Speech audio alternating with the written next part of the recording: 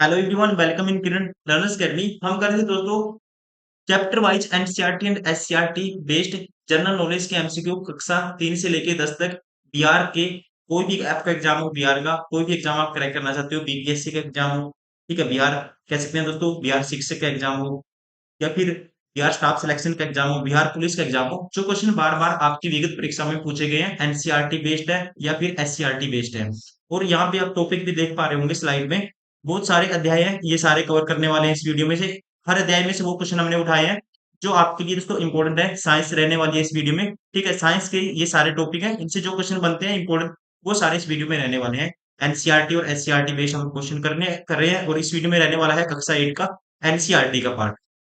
फिर next video में हम कवर करेंगे, ऐसे करते हैं कि एससीईआरटी कवर करते हैं कक्षा 8 की, फिर ऐसे ही कक्षा 9 की एनसीईआरटी, फिर कक्षा 9 की एससीईआरटी, इस तरह से कवर करते आ रहे हैं। अभी चलिए स्टार्ट करते हैं कक्षा 8 एनसीईआरटी साइंस, ठीक है ना। कक्षा 8 क्लास 8 एनसीईआरटी, ठीक है। जो भी साइंस के क्वेश्चन बनते हैं इस वीडियो में सारे क्वेश्चन रहने वाले हैं।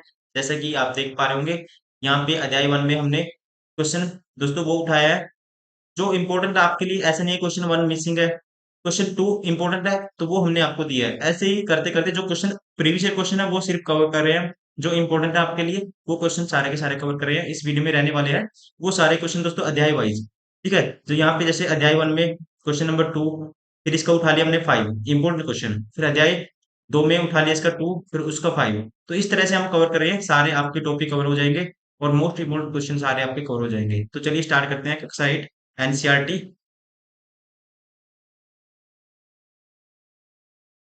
कक्षा 8 एनसीईआरटी विज्ञान अध्याय 1 फसल उत्पादन एवं प्रबंधन।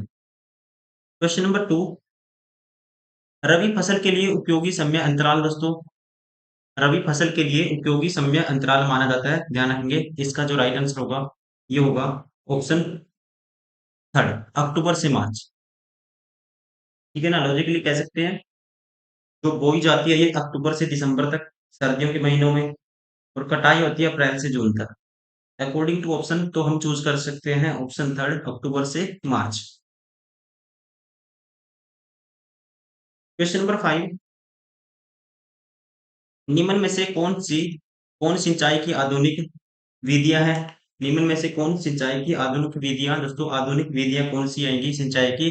तो आधुनिक विधि में आता है ड्रिप तंत्र, ठीक है। ड्रिप सिंचाई पद्धति दोस्तों सिंचाई की आधुनिकतम पद्धति है ये। इस पद्धति में पानी की अत्यधिक बचत होती है और इस पद्धति के अंतर्गत पानी को पौधों की जड़ों में बूंद बूंद करके लगाया जाता है। इस पद्धति में जल का जो दोस्तों वेस्टेज होता है वो बिल्कुल ना के बराबर होता है। राइट आंसर होगा दैट इज ड्रिप सिंचाई, क्या कह सकते हैं, ड्रिप तंत्र। अध्याय 2, क्वेश्चन नंबर 2, निम्न में से कौन विषाणु जनित रोग नहीं है दोस्तों। निम्न में से कौन विषाणु जनित रोग नहीं है, तो यहाँ पे राइट आंसर होगा ऑप्शन 4, मलेरिया। मलेरिया संक्रामक रोग है, यह प्लाज्मोडियम वाइवेक्स नामक प्रोटोजोआ के कारण होता है और यह संक्रमित मादा एनोफिलिस मच्छर के काटने से इंसानों में फैलता है। यहाँ पे जो राइट आंसर होगा ध्यान रखना है ऑप्शन 4 दैट इज मलेरिया।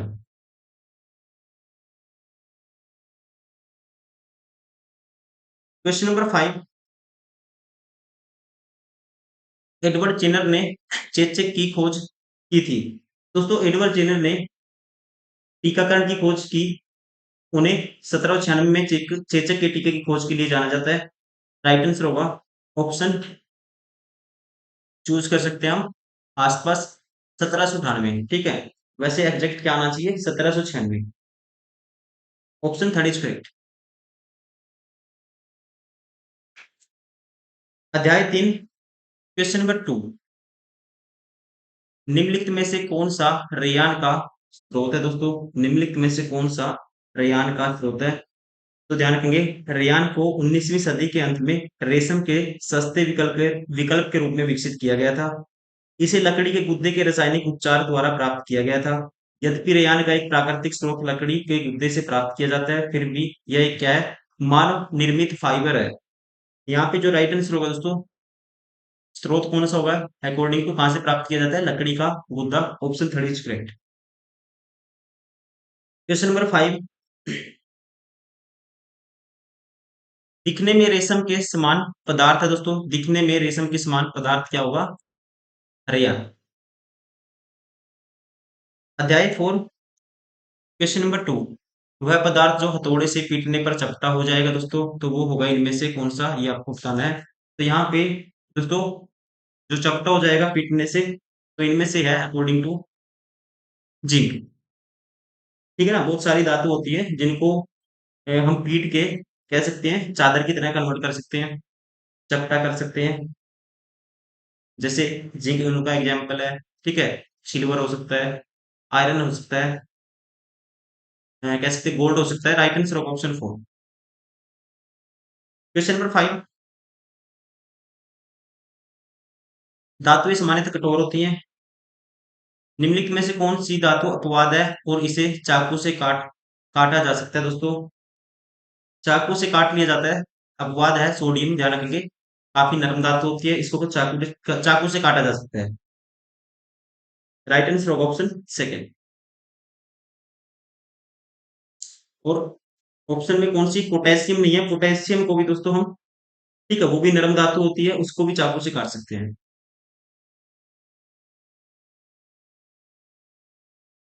अध्याय 5 क्वेश्चन नंबर 2, निम्न में से कौन प्राकृतिक संसाधन की मात्रा सीमित नहीं है दोस्तों? किसकी है जो मात्रा सीमित नहीं है? तो यहाँ पे जो इसका जो राइट आंसर होगा ऑप्शन 4 वायु की। ठीक है, किसकी? वायु की।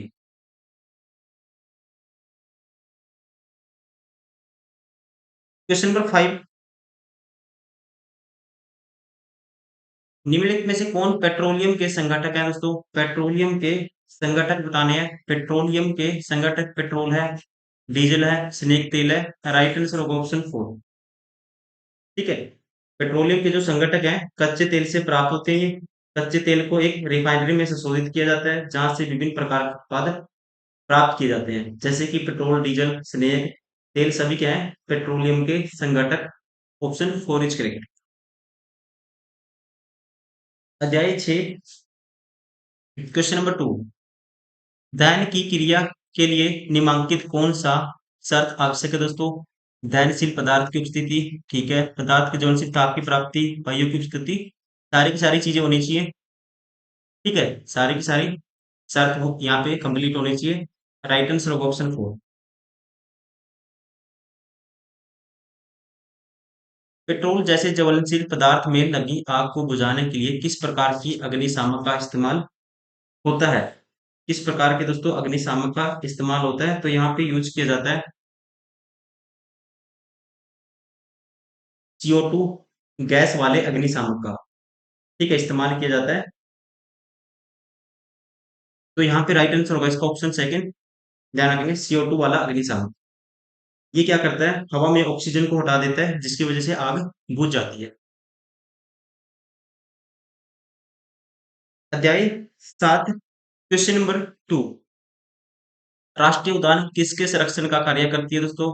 ठीक है, तो सभी का सभी संरक्षण होगा, वनस्पति जात का, प्राणी जात का, दृश्य भूमि का। राइट आंसर होगा ऑप्शन 4। क्वेश्चन नंबर 5, जल चक्र में संतुलन बिगाड़ने से क्या प्रभाव पड़ेगा? जल चक्कर में संतुलन बिगाड़ने से दोस्तों क्या क्या प्रभाव हो सकता है? वर्षा में कमी हो सकती है, सुखाड़ की संभावना हो सकती है, तापमान में बढ़ोतरी हो सकती है। राइट आंसर होगा ऑप्शन 4।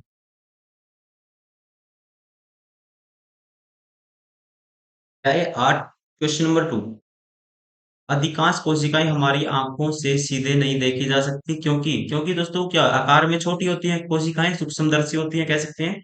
राइट आंसर होगा ऑप्शन सेकंड। क्वेश्चन नंबर 5, कोशिकाओं के विभिन्न भागों के लिए एक उपयुक्त शब्द है। कोशिकाओं के विभिन्न भागों के लिए एक उपयुक्त शब्द है। तो ये होगा दोस्तों, ध्यान रखेंगे, इसे बोलेंगे ऑप्शन सेकंड, कोशिका अंगक। ठीक है, कौन सा शब्द है दोस्तों विभिन्न भागों के लिए एक उपयुक्त शब्द? इसे बोला जाता है कोशिका अंगक। राइट आंसर होगा ऑप्शन सेकंड।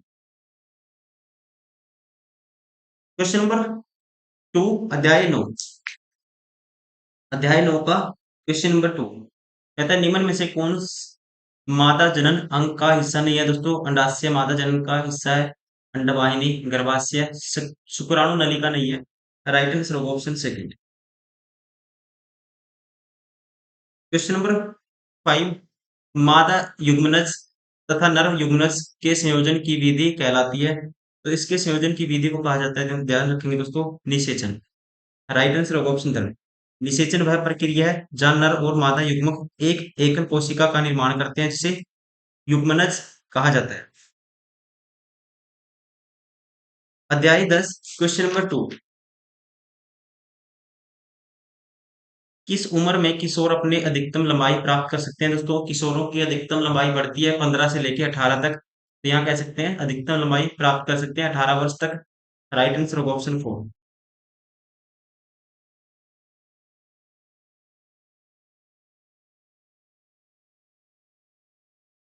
क्वेश्चन नंबर 5, सभी मनुष्यों की कोशिकाओं के केंद्रक में कितने जोड़े गुणसूत्र पाए जाते हैं? दोस्तों, ठीक है, तो यहाँ पे पाए जाते हैं 23 जोड़े।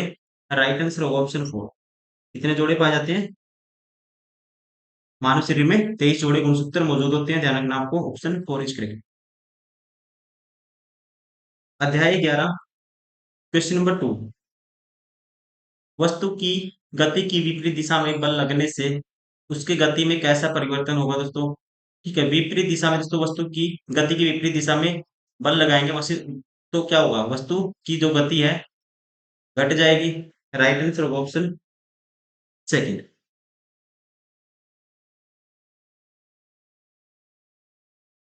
क्वेश्चन नंबर 5, बल क्षेत्रफल किसके बराबर होता है? फोर्स बटे दोस्तों एरिया होता है, यहाँ पे प्रेशर के बराबर। राइट आंसर होगा ऑप्शन 4। प्रेशर किसके बराबर होता है? फोर्स बटे एरिया, ध्यान रखना। अध्याय 12,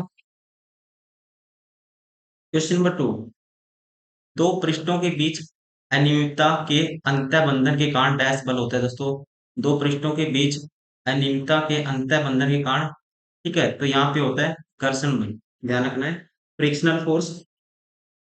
राइट आंसर होगा option third. Question number 5, grease के उपयोग से घर्षण डैश है? दोस्तों, ग्रीस के उपयोग से घर्षण क्या है?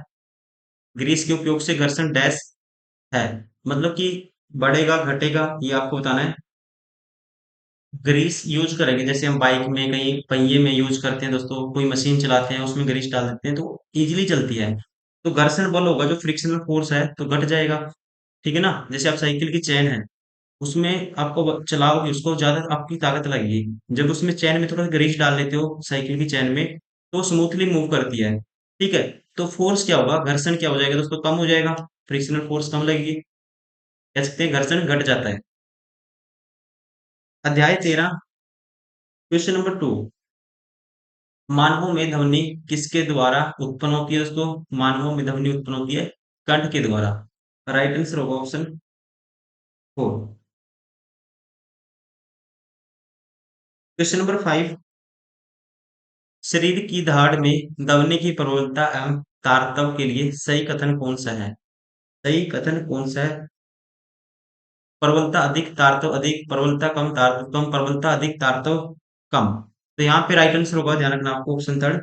ध्वनि का उच्च या निम्न तारतम्य आवृत्ति का एक माप है, आवृत्ति मीन्स फ्रिक्वेंसी की एक दोस्तों माप है, इसलिए एक शेर कम आवृत्ति के साथ दहाड़ता है, इसलिए है कम ध्वनि वाला तारतम्य उत्पन्न करता है, ठीक है ना। कम ध्वनि वाला क्या करता है? तारतम्य उत्पन्न करता है। ध्वनि की प्रबलता और कोमलता उसके आयाम से निर्धारित होती है, इसलिए एक शेर उच्च आयाम के साथ दहाड़ता है, इसलिए यह अधिक ध्वनि उत्पन्न करता है। तो यहाँ पे राइट आंसर होगा अकॉर्डिंग टू ऑप्शन थर्ड, प्रबलता अधिक तारतम्य कम।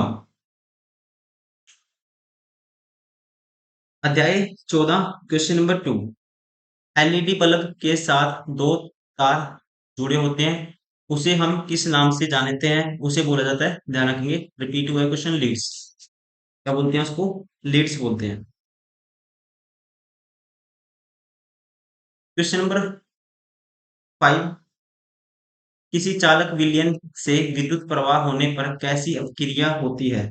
ठीक है, तो दोस्तों ये होती है केमिकल रिएक्शन। कैसी अभिक्रिया होती है? केमिकल। राइट आंसर होगा ऑप्शन सेकंड। ठीक है, किसी चालक तरफ से विद्युत धारा प्रवाहित होने पर क्या होगी, केमिकल रिएक्शन होती है। इसे विद्युत धारा का रासायनिक प्रभाव कहते हैं, मतलब कि कह सकते हैं विद्युत धारा इलेक्ट्रिक करंट का दोस्तों क्या बोलते हैं, केमिकल इफेक्ट।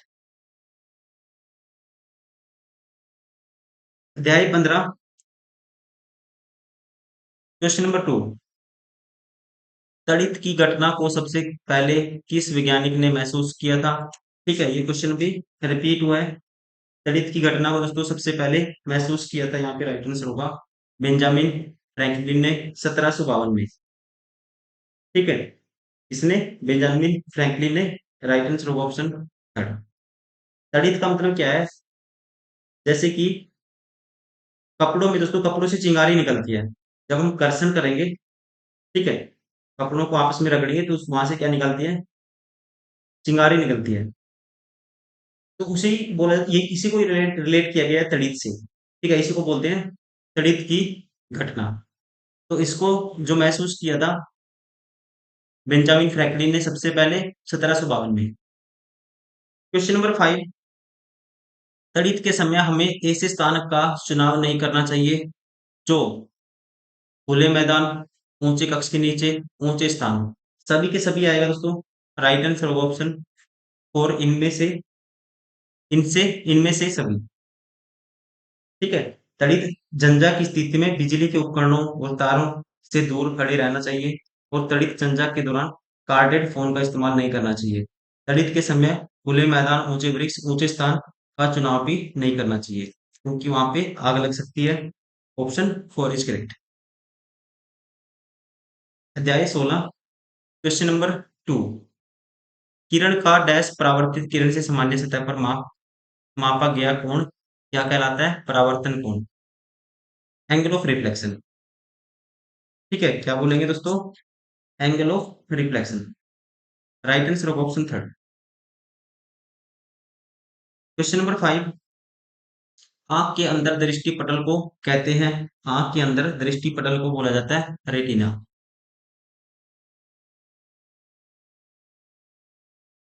अध्याय 17, क्वेश्चन नंबर दोस्तों ये भी रिपीट हुआ है, निम्नलिखित में से कौन सा चित्र ध्रुव तारे की स्थिति को सही ढंग से रिप्रेजेंट करता है? ठीक है, ये क्वेश्चन भी हमने किया था। तो यहाँ पे ध्यान रखेंगे, ध्रुव तारा पृथ्वी की दूरी के उत्तर दिशा में स्थित होता है, राइट आंसर होगा ऑप्शन फर्स्ट, यहाँ पे उत्तर में। Question number 5। मान लीजिए कि यूरेनस और नेपच्यून के बीच एक नया ग्रह खोजा गया है, इसकी समया अवधि होगी। तो इसकी समया अवधि दोस्तों जो निर्भर करेगी, ये करेगी, यहाँ पे राइट आंसर होगा कह सकते हैं किसी ग्रह का एक निश्चित समय पथ होता है, जिसमें कक्षा कहा जाता है, जिसको, जिसमें वह सूर्य के चारों ओर घूमता है, किसी ग्रह द्वारा परिक्रमा पूरी करने में लगा समय उसकी क्रांति अवधि कहलाती है। जैसे जैसे ग्रह की सूर्य से दूरी बढ़ती है, परिक्रमण की अवधि बढ़ती जाती है। और ध्यान रखेंगे, यूरेनस और नेपच्यून के बीच कोई नया ग्रह खोजा जाता है, तो उसकी समय अवधि क्या होगी, फिर नेपच्यून से कम होगी। तो कह सकते हैं right answer option first, Neptune से कम होगी समय अवधि, ऑप्शन फर्स्ट इज करेक्ट। अध्याय 18, क्वेश्चन नंबर 2। निम्नलिखित में से कौन सा वायु प्रदूषण का स्रोत नहीं है दोस्तों, इनमें से कौन सा है जो वायु प्रदूषण का स्रोत नहीं है? देखो, क्वेश्चन रिपीट हुआ है, ये सारे स्रोत है वायु प्रदूषण के, लेकिन पवन चक्की ये वायु प्रदूषण का स्रोत नहीं है, राइट आंसर होगा ऑप्शन थर्ड। Question number 5। जिस प्रकार के प्रदूषण से आगरा के ताजमहल पर सबसे अधिक प्रभाव पड़ने की संभावना है, तो उसे बोलेंगे वायु प्रदूषण, राइट आंसर होगा ऑप्शन फर्स्ट।